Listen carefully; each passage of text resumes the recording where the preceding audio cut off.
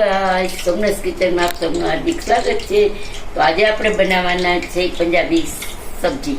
તો એના માટે મેં અહીંયા ફ્લાવર લઈ લીધું છે, એક નાનો દડો, તો ફ્લાવરનો પોણા કિલા જેટલું એટલું ફ્લાવર છે,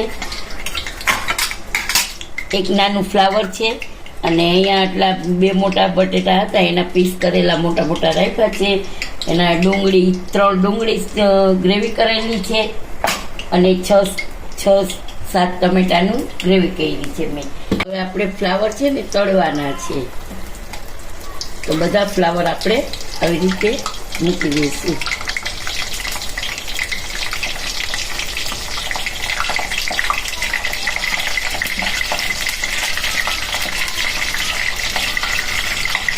આવી રીતે આપણે તળી લેવાના છે।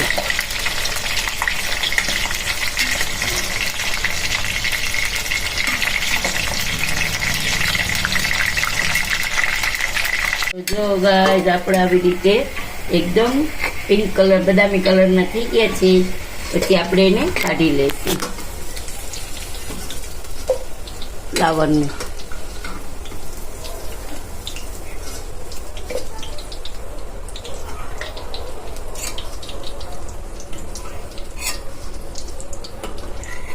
હવે આવી રીતે આપણે બીજા ફ્લાવર છે એ 2-3 નાખી દઈશું જે રહી ગયા છે। ચલો ગાઈસ, હવે છે ને આપણું ફ્લાવર તળાઈ ગયું છે, તો હવે આપણે બટેટાના પીસ નાખી દઈશું। એને પણ આપણે તળી જ લેવાના છે, થોડાક બદામી થાય ને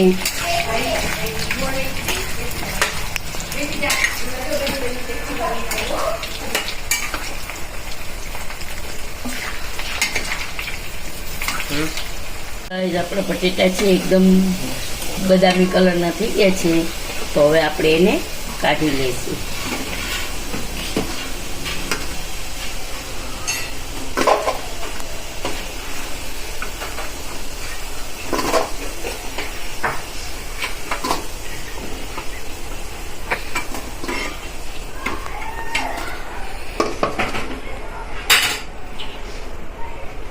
બીજી કઢાઈ લેશું, એમાં આપણે તેલ મૂકી અને શાક વઘારવાનું છે।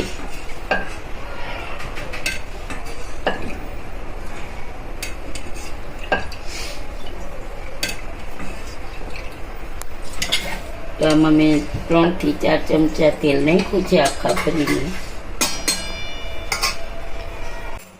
આપણું તેલ છે એ 3-4 ચમચા તેલ નાખ્યું છે ગરમ, અને ઓલમોસ્ટ ગરમ છે એટલે આપણે સીધો વઘાર જ કરશું। 1 ચમચી ઉપર હિંગ નાખશું, અને આમાં છે ને મેં લસણ નાખેલું છે, સાથે પીસેલું છે, એટલે ડુંગળી જેવી 4-5 કળી લસણ નાખ્યું છે, તો હું બતાવી ને તો હું પીસી નાખ્યું છે સીધું। હવે આપણે ડુંગળીની ગ્રેવી છે એને એકદમ તેલમાં સોતળી લઈશું પહેલાં। તેલ એકદમ છૂટું પડી ગયું છે, પછી આપણે નાખશું ટમેટાની પ્યુરી।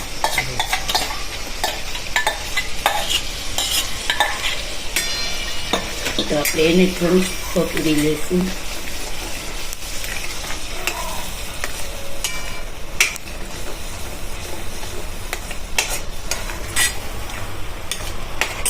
હવે આપણે એમાં નાખી દઈશું નિમક,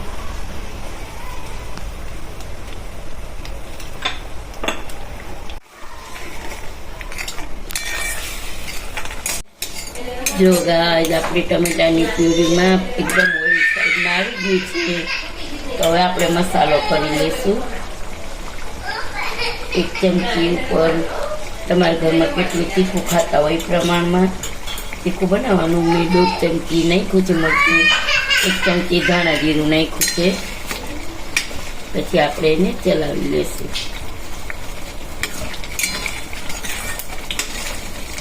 હવે આપણે આ બધી જે તળેલી છે ને શાકભાજી આમાં નાખી દઈશું।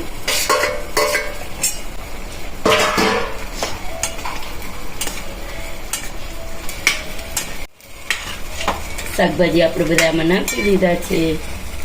આમાં આપણે હળદર નથી નાખવાની, અને અહીંયા મેં ગરમ પાણી કરેલું છે, એ ગરમ પાણી આપણે આમાં ઉમેરી દઈશું.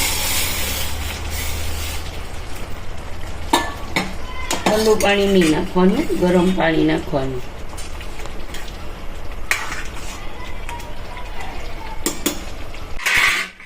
હવે આપણે એને ઢાંકી દઈશું. જ્યાં સુધી ઓઇલ છૂટું ન પડે ત્યાં સુધી આપણે એને થોડુંક ચડવા દઈશું. આમ તો તળેલા છે એટલે વાર ન લાગે, પણ થોડાક ચડવા દેવા જશે. જો ગાઈસ, છેલ્લે આપણે લાસ્ટમાં ગરમ મસાલો જરાક ચમચો નાખશું આપણે, પછી ચલાવી લઈશું.